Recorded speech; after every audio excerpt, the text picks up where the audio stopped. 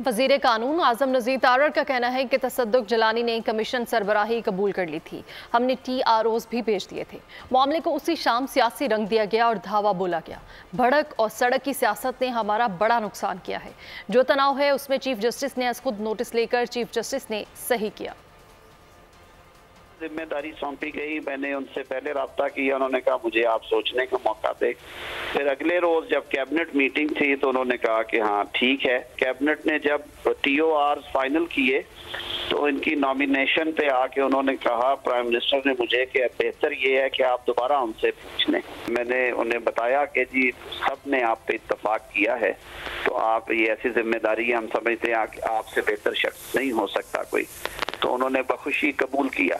मेरे ख्याल में फिर जो कुछ शाम को इवेंट्स हुए और इसको जिस तरह से पॉलिटिसाइज किया गया और जिस अजीब तरीके से एक धावा बोला गया, अनफॉर्चुनेटली वो जो मैं कोई एक ट्वीट पढ़ रहा था कि ये जो भड़क और सड़क की सियासत है इसने हमारा बड़ा नुकसान किया है, ये भी शायद वजह बनी है। मैं तो इसलिए बड़ा दिल गरिफ्ता हूँ।